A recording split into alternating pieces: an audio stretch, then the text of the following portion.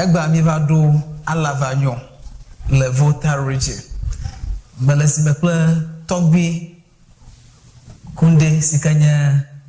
Alavagnon tokwe dofia le Abenase. Egba nyapa nyano kule kui nkai Alabana nano vayeji le Duamafia sikanya school hall tutu nyede nyare to fomye po ta gba mi akuru me pe Togbi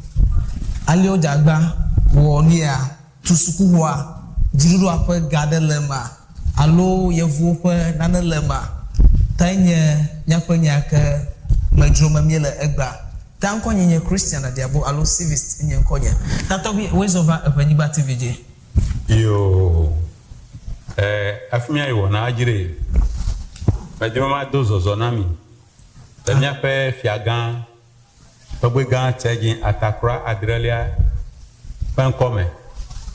Ple Alavagnon Abenasi. Mechicho ple duko penkome bemia wezo. Ava onyo. Togbi mi hogbe na. Yo. Togbi toku dedeme no be edufia. Bekenye tufia. Alo pe do da si abe dufia enyenka. Na bele kolele te peresiare no yobe fiakuri odo da si gbanto yin be na po duko pe dedie no no gbo emeno la pe dedie no no gbo o pe nu no amesi o pe dedie no no gbo be amerika ba se vevo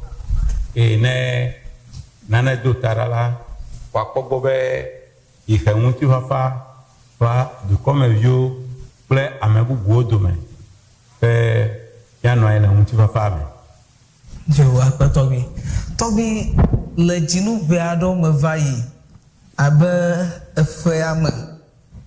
le jinu eton penkeke wuagbe sikanya on the 10th March 2023 yako ko miepo be metu suku ho na edua eni vuonu lenkeke maji alaka okoyi nke na ti agboko kudemu egba ejebe devio no de school jiradi me pe wavo dodo kume atanpo pe agbane sronya ogbo pa ple tuko pe onu heo gbo pe wa tireji e wanya metoe anya du comme viva vao ta mi va da jesibe female school de la Kenya Alavagnon Agokwe Junior High School uhi gere va la gegere me na de vio ye school alo pan la school echi ado apo profa gbano profa wo na de vio do yi o ma bova pe me kaba vie to nyonu video to ma je o me ba pe mota o ba no ejilia o foku ntu vio no bova jila ba nya fina wa no e mi abe ka popo vere ko du comme vio a lo school vio o no nu fi ala pe popolote e ke gado bovona mi ape e du ko nyebe ni tola ko mi sebe ehura ba tore moji be ya lemia vio deme no ko yo be kidnapping o Togbe kunde atonle aklo ameti o ma nai nu ma Togbe ajo ape mi ava no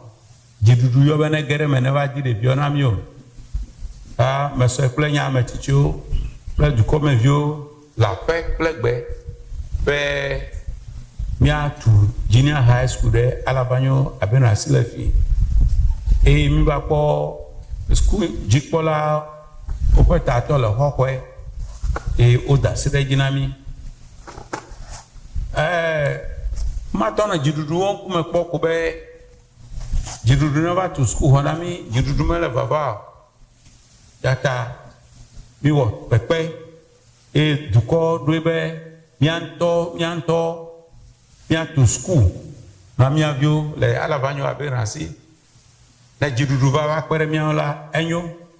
e ma va kwere mian o che mianto mia wo doba be mia viwo ano de diere o fa gba na sro ya wa yi na mi va na mia vi ko ele gbaji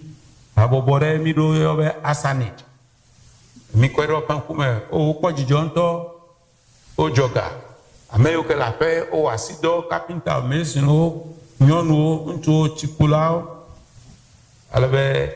pe kwere me la mi to school hall classroom wa meton mi yo piano Valeria dacha kenye school jikola le hohoe wa bu school nami le match on keke wogbe enye jijo mi apete mi pole efi yo akpato bi maruku ka fi mia atu suku ho awu anu a na kwe na poku hia be enye ife doda si abe tu fiana anu ku na kwe abe uhe onye ena edumavio ena dibe ya awo kekere nwa opete eleme dufia ple dumavio demi len kure mi ape nyajo gbanle o bevieto television ji edurole obe school homele yosio school hodogba me tan le etu devio kwa gbele hakame no mama jole alavanyo abenasio tata enye yesusu ple adandodo kokpere yamechichu kona duko emi wodeka be miatu school ya na devio alebe mano jidudu pasunu po me dibe ya hanenye kodemuna mia to mamlole Ghana ple yeme godo be menye ese ko miano jidudu asunu po be ya kwe awonu nami ape enunye avaduromo abeleke mia abenasito biwe jidudu waside kemelemo municipal assembly waside kemelemo tumevio egbe ke mia busco no shela tumevio wo luciano chairman supporter sopete oto do melefi onyanu popo okay tobi akpa maruku mabialo nina jidudu anya be yobi atu school hona school duamavio afi moti taside mi anwo alo do alo mi o alo medi jidudu apa tetere hu emi to mi kodo mi akoro pe jibe yo awe ya jidudu jagba o to school hona mi group de le krachewe be plan Ghana okay over to school ami le fi okay ta ai ke mi be mi atu junior high nyanto mi po jidudu ganyao to be ya no jidudu fan kuma kola pe wo kra do ma school ho ma me va gamala jidudu asio alo egala jidudu asido ma hin o ma do nkumi ajika baba we na mi o okay tata du kokwe do ko jibe mi atu school okay ko kami wani ma ko mi na jidudu hanya ba o yoti jagagba wo ya pe ntetet inu to school hona to mavio amegbanto hemia miasi henya jidudu amenye school jikpola alo school nya jikpola le ko municipality tata ya private pavu school no nami o jijo alo onye npe na obe o ifa lo malamo agba pe ma jo keke ewo gbe menye no village ya mo me beteva va yo po jijo emian ebe du konto ton butame Waduloma emele na be duko bubu abobran ano jidudu nkumepo alo asinu po be jidudu kokokwe avava to school na yo ta abe message record na edubu kama he pukiole school ya ma to biun entome po tv rekra eko aparo o mara apave for the viola school element manyore na jogbe wanjo yapete jidudu ama ominyo kake nuveve egawo dukola ple ejilao bakole devio u benimi kwe be gbaja jidudu onyae akpa tobi be ma aga izi aga bia ha JSS ko metu fifia JSS metu ela bena primary school tso basic 1 to 6 wole dua me xoxo le ke me gblɔ la agɔxɔe woyie míaƒe mɔke la emɔwo gblẽ pete ale be ke wo ta wodo ko ta dzi ta ʋu gã geɖewo eʋu geɖewo efi kotoɔ ʋu va yi ɖe ge ta ɖeviwo la eʋua tɔ aƒo le mɔ dzi nu sia nu ata dzɔ ɖe dzi le mɔ dzi kata mi kpɔe be ehiã be ne mi tu sukua nɔnɔ mia gbɔ le fi no kpa le sukua la tsilawo anya fi ke ɖeviwo yi ne woto teƒe ɖe tuametɔwo nya ɖeviwo akpɔ be yes fi la ame ke le tutu ke tatɔ bi ke fifi alo va kɔ yia edumeviwo alo sɔhɛawo kadodo ke le wakpo ƒe dome ale nukawo mo le wo hã kɔ kpekpe ɖe edua ŋu ne mi le ŋku ɖe ŋu ɖe ame ɖewo le aƒe ame ɖewo le egbe eye ame kewo le gbe dzi alo gbeta alo duta ɖe ye ɖewo yi be ne wova wɔ dɔ ne wokpɔ ga ne wokɔ va aƒe kata sukunya ya eva emi kpe ɖe woƒe ŋkume ɖe womeʋuʋu ta kura o ame sia ame ŋutete yi ke le ŋu wòawɔ la lɔlɔ̃nunana fa kple eyi ke mi ɖo mía ɖokuiwo dzi be míadzɔ abe ame kewo le womele aƒe o wole gbe dzi mi wɔa pɛpɛpɛ eye kpɔtsotso ɖeke meva wɔm ame kewo le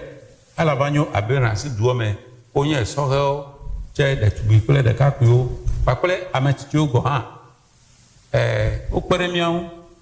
le asidɔwɔwa vevietɔ me be dɔ ne eyi ne mía viwo ɖo gaɖa la yawoe ekpɔ dzi be wozã gama míawo tsɔ zã asinu dɔwɔna le kpɔ ɖe me ahiã be ne mi klo sukuxɔ xoxo ɖewo tu in the 50s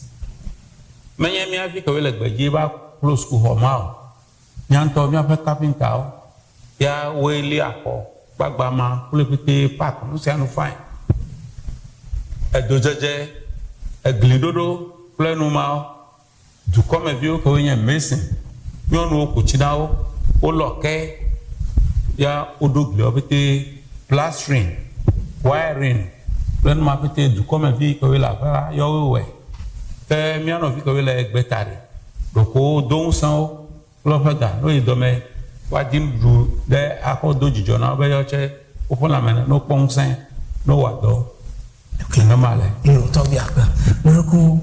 ke fifi le abe ale wo dzagba le hema katã wɔ alo wɔ geɖe le akpa ma godzia efia nuka nye etsɔ ƒe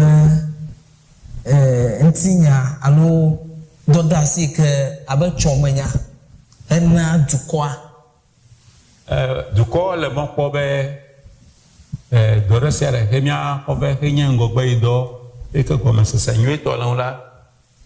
yewoa da asi me míawɔe na edua ƒe ŋgɔgbe yi nenema ke dukɔmeviwo kewo le egbe dzi womele aƒe o yewoatsɔ do ŋgbe na mi be ŋgɔ yi dɔ ɖe sia ɖe he míawɔ be edua wo ŋkɔ ne ɖi la yewoakpe ɖe míawo míawɔe yata chairman executives wo pete wole mía si le gbeta eye ne mikɔ míaƒe hanya kɔ ɖo ɖa la enumake woawɔe na mi wole klalo alo mi dukɔ pete le klalo enu kekea do dukɔ la ɖe ŋgɔgbe ana be wòati ɖe dzi le agbalẽ nyanyawo me kple dekɔnu ya me míawɔe be dua nenɔ te. Tɔbi azɔ egblɔnya ɖe kɔ ku ɖe sɔhɛawo amewo ke nye xɔtulawo alo xɔgbalawo kapentawo nye electricianwo kafia wɔ nu ma wo ŋutɔ kpɔe be enu gbegblẽ le sukuxɔ ŋu ye wokɔ ɖo ƒe ɖokui dzi ye woti va wɔ gake wona ne nya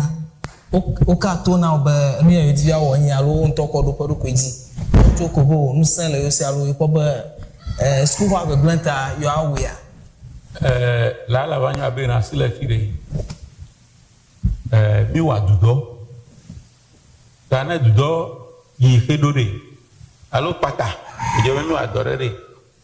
ne dufiayɔwo sɔhafiayɔwo tsamiyɔwo wodo ɖe míawo awɔ dɔ ma pete yana be mi tɔn wɔ nu ya katã wò dzidzi nye ɖe. atɔ bi kɔpu ɖe edua ŋu mi kɔ sukuu ƒe akpa dzi kɔ da ɖe akpa ɖeka